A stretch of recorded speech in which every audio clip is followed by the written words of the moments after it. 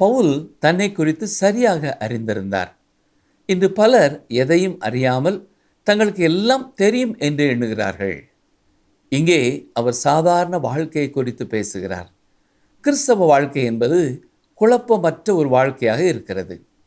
பின்னானவைகளை மறந்து என்று சொல்லும் பொழுது அவருடைய குறைகள், குற்றங்கள் மற்றும் அவரை தடுத்த எல்லா காரியங்களையும் மறந்தவராக இப்பொழுது முன்னோக்கி செல்கிறேன் என்கிறார்.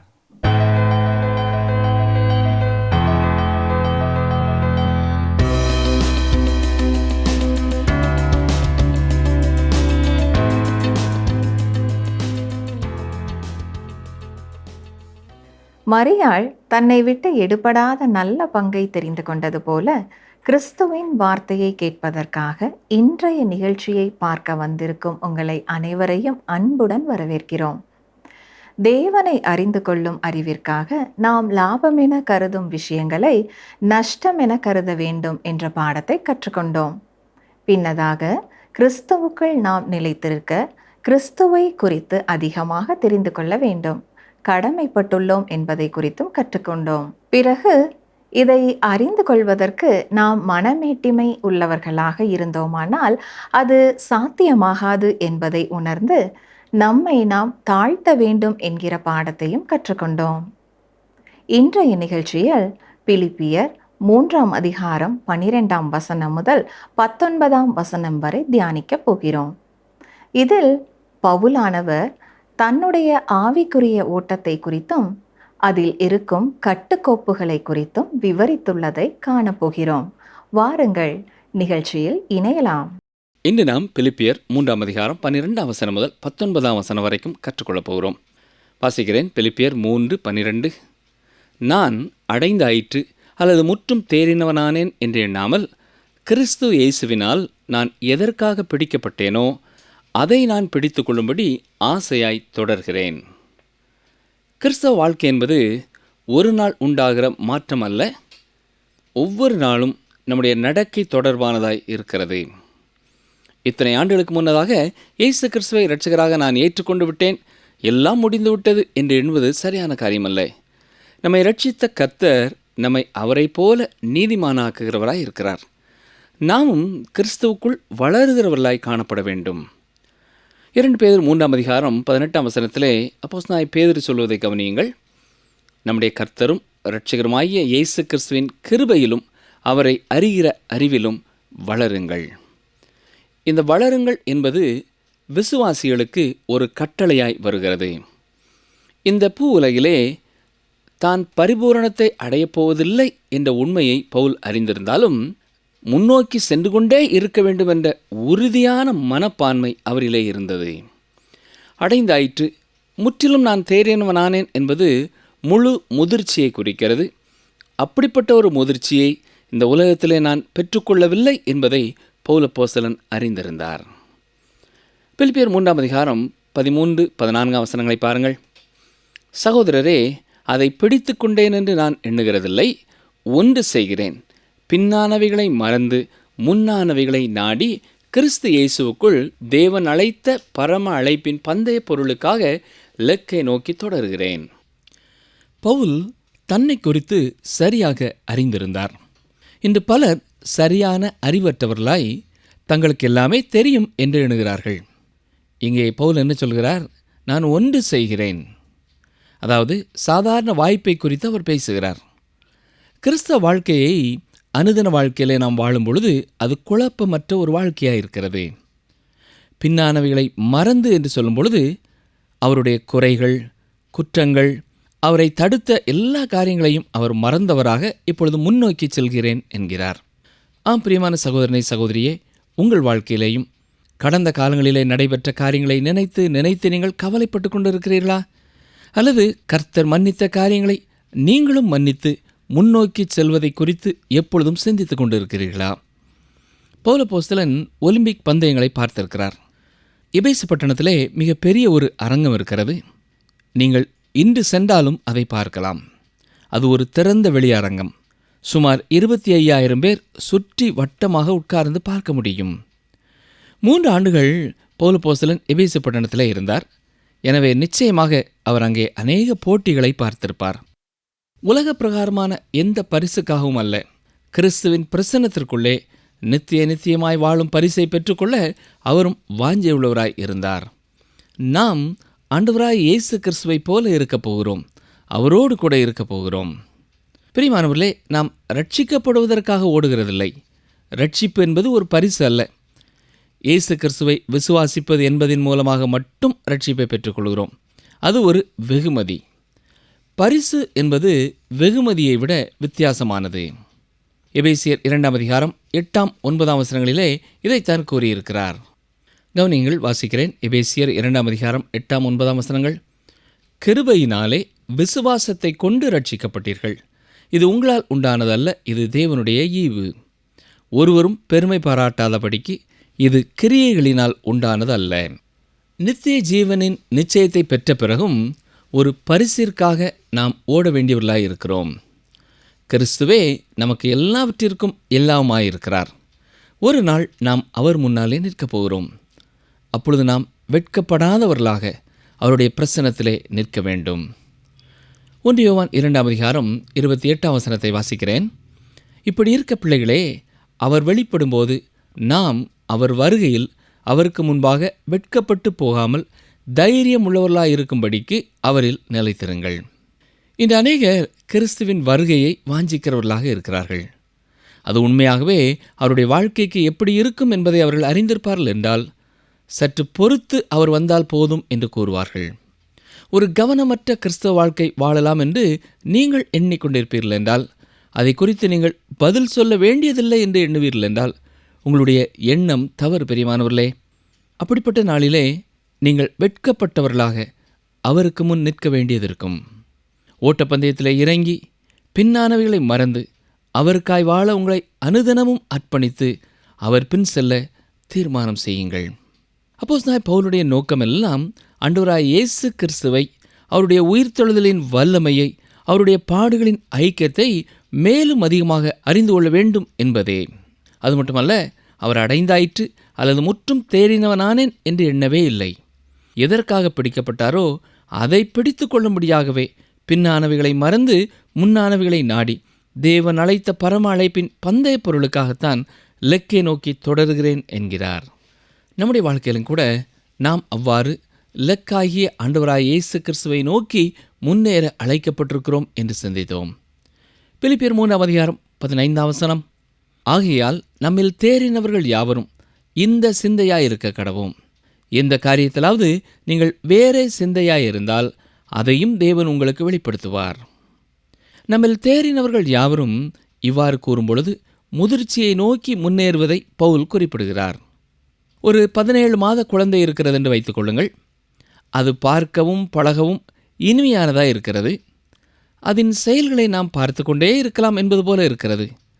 ஆனால் அதே குழந்தையை 17 ஆண்டுகள் கழித்த பின்னர் நீங்கள் பார்க்கும் பொழுதும் அது 17 மாத குழந்தையாயிருக்கும் பொழுது செயல்பட்டது போலவே இப்பொழுதும் செயல்பட்டு கொண்டு இருக்கும் என்றால், அது உங்களுக்கு சந்தோஷத்தை அல்ல, துக்கத்தையே கொடுக்கிறதா இருக்கும்.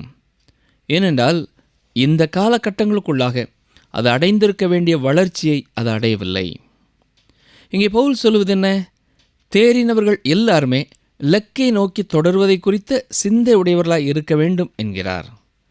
நீங்கள் வேறு சிந்தையாயிருந்தாலும் அதையும் தேவன் உங்களுக்கு வெளிப்படுத்துவார் என்று கூறுகிறார். கர்த்தருடைய சித்தத்தை செய்ய விருப்பம் உள்ளவர்களாக ஆவிக்குரிய வாழ்க்கையிலே வளர்ந்து வருகிற காலத்திலே நீங்கள் வேறு சிந்தையாய் இருப்பீர்கள் என்றாலும், நீங்கள் செய்யும்படி கர்த்தர் விரும்புகிற காரியத்தை அவரே உங்களுக்கு வெளிப்படுத்துகிறவராயிருக்கிறார். ஒரு குதிரையைப் போலவோ அல்லது மாட்டைப் போலவோ கடிவாளம் போட்டு எடுத்து செல்ல கர்த்தர் விரும்புகிறதே இல்லை.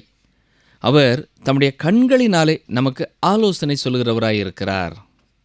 அவருடைய சித்தத்தை மட்டும் அறிந்து கொள்ள முடியும் என்றால், நன்றாக இருக்கும் என்று நீங்கள் கூறுவீர்கள் என்றால், அவரோடு உங்களுக்கு இருக்கிற ஐக்கியத்தினாலே அவரே அதை உங்களுக்கு வெளிப்படுத்துகிறவராயிருக்கிறார். பொறுப்பற்ற ஒரு வாழ்க்கை வாழ்ந்து கொண்டு ஏனோ தானோ என்று வாழ்ந்து கொண்டு, ஆண்டவர் எனக்கு ஒரு தரிசனம் கொடுக்க வேண்டும், ஒரு தேவதூதனை அனுப்ப வேண்டும், அல்லது நான் இருக்கிற இக்கட்டான சூழ்நிலையிலே நான் என்ன செய்ய வேண்டும் என்பதை குறித்து தேவன் எனக்கு ஒரு பச்சை விளக்கை காட்ட வேண்டும் என்றெல்லாம் கூறிக்கொண்டிருப்போம் என்றால், தேவன் அவ்வாறு செயல்படுகிறதில்லை. கர்த்தருடைய சித்தத்தை எப்பொழுது அறிந்து கொள்கிறோம்?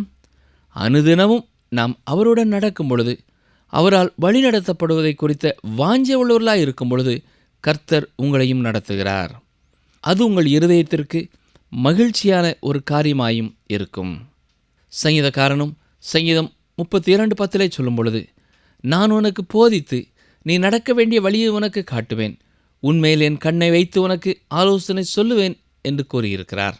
ஆம் பிரியமானவர்களே, தேவன் நாம் குதிரையையோ கழுதையையோ நடத்துகிறது போல கடிவாளம் போட்டு நடத்த விரும்புகிறதில்லை.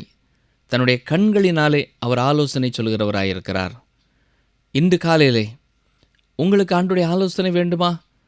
அவரோடு நடக்க, அனுதினமும் நடக்க தீர்மானம் செய்யுங்கள்.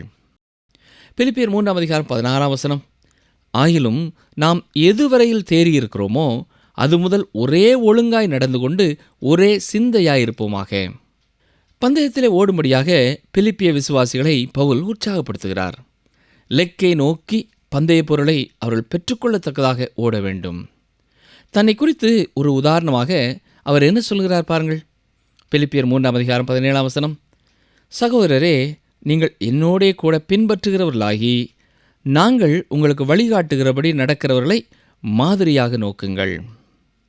நம்மிலே பலர் இவ்விதமாக மற்றவர்களை பார்த்து கூற வாஞ்சிக்கிறோம். ஆனால் அது நம்மால் முடியாது. ஆனால் பவுல் அப்போஸ்தலன் மிக தெளிவாக இவ்வாறு கூறுகிறார். நான் கூறிய காரியத்தை எப்படி செய்ய வேண்டும் என்பதை நீங்கள் அறிந்து கொள்ள வேண்டும் என்றால் என்னை பாருங்கள் என்று கூறுகிறார். ஒவ்வொரு விசுவாசியும் இவ்வனமாக திருச்சபையிலே செயல்படுகிறவர்களாய் இருக்க வேண்டும். ஒரு குறிப்பிட்ட அமைப்புள்ள கட்டடத்திலே தான் என்பதல்ல. வேத வசனத்தை பூரணமாய் விசுவாசிக்கும், பரிபூரணமாக போதிக்கும் ஒரு திருச்சபையின் அங்கமாக இருந்து கர்த்தருடைய வல்லமை அந்த விசுவாசிகளின் வாழ்க்கையிலே, அந்த திருச்சபையின் வட்டத்திலே செயல்பட அனுமதிக்க வேண்டும். தொடர்ந்து எதிர்மறையான காரியங்களை குறித்தும் அவர் பேசுகிறார். பிலிப்பியர் 3:18-19 பாருங்கள். ஏனெனில் அநேகர் வேறு விதமாய் நடக்கிறார்கள். அவர்கள் கிறிஸ்துவின் சிலுவைக்கு பகைஞர் என்று உங்களுக்கு அநேகந்தரம் சொன்னேன். இப்பொழுது கண்ணீரோடும் சொல்கிறேன்.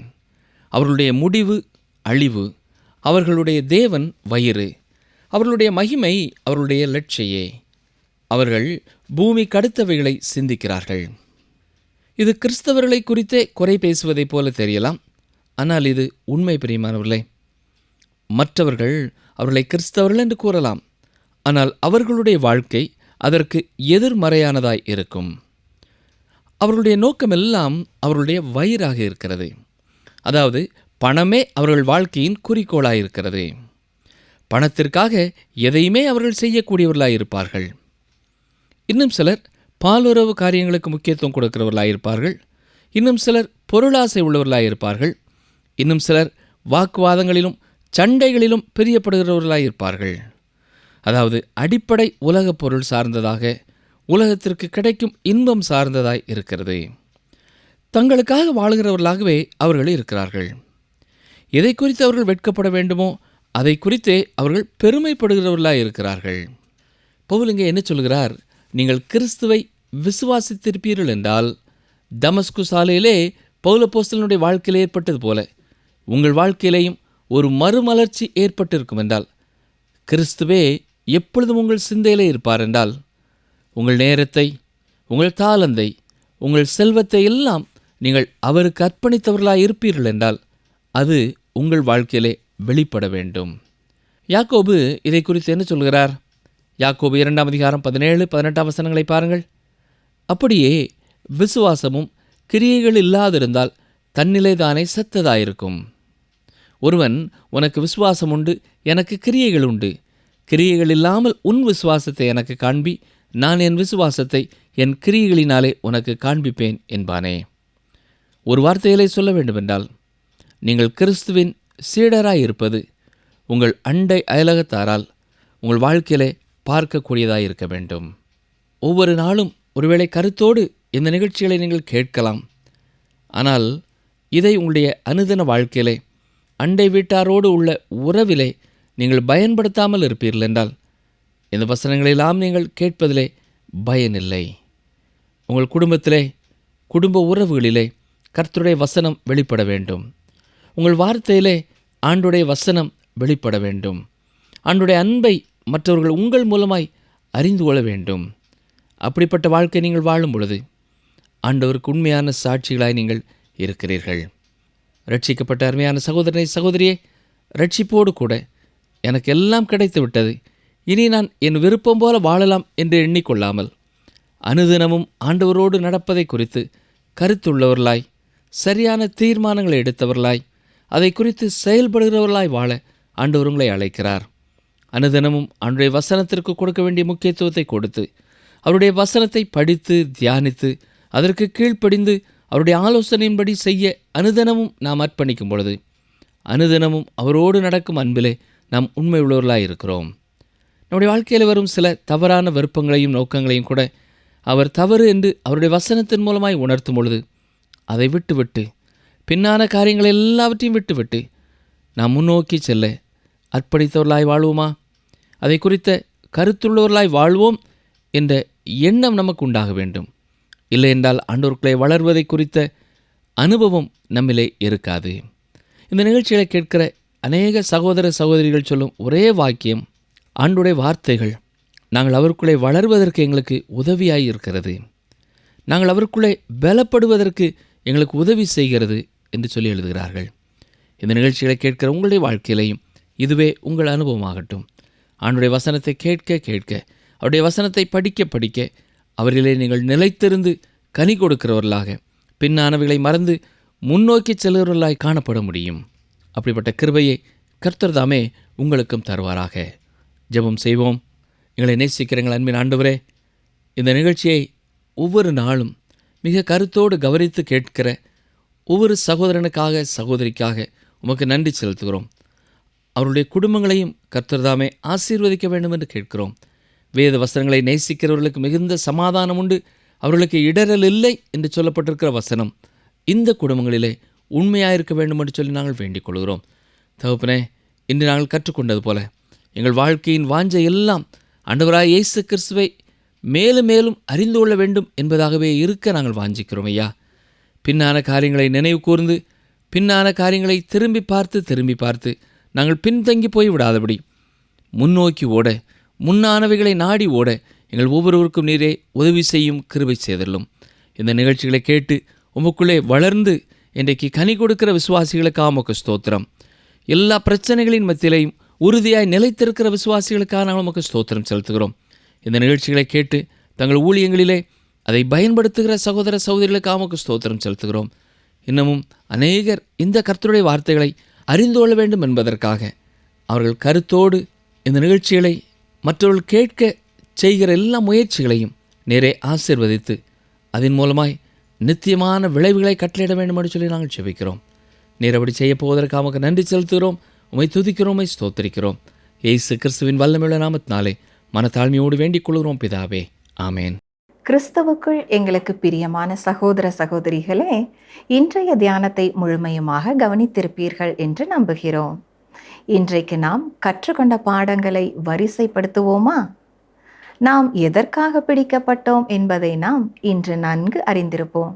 அதாவது, நாம் அவரை அறிகிற அறிவிலே வளருவதற்காகவே பிடிக்கப்பட்டோம். அப்படியென்றால் நாம் கிறிஸ்துவின் சாயலில் வளர்வதற்கான வாய்ப்பானது அவரை அறிந்து கொள்ளும் போதே நமக்கு அமையும். இதை அறிந்து கொண்டால் மட்டுமே நாம் பரம அழைப்பின் பந்தய பொருளுக்காய் நேராக ஓட முடியும். இவை இருந்தால்தான் நம்மால் தேறினவர்களாக இருக்க முடியும். அவரின் வருகையன்று நாம் வெட்கப்பட்டு போகாதபடி அவருக்குள் நிலைத்திருக்க வேண்டும் என்பதையும் நினைவு கொள்ள வேண்டும். இதில் நம்மில் பலர் கிறிஸ்துவானவர் தாமதமாக வரட்டும் என்று எண்ணி கவனமற்ற கிறிஸ்தவ வாழ்க்கை வாழ்ந்து கொண்டிருக்கிறார்கள். ஆனால் கிறிஸ்துவின் வருகையை குறித்து நாம் அலட்சியமாக எண்ணுவோமானால் நாம் ஜாக்கிரதையாக இருக்க ஆவியானவரின் நடத்துதலை கேட்போம். அவர் தாமே நம்மை நடத்துவாராக. வழியில் உன்னை காக்கிறதற்கும் நான் ஆயத்தம் பண்ணின ஸ்தானத்துக்கு உன்னை கொண்டு போய் சேர்க்கிறதற்கும் இதோ நான் ஒரு தூதனை உனக்கு முன்னே அனுப்புகிறேன். யாத்திராகமம் 23:20.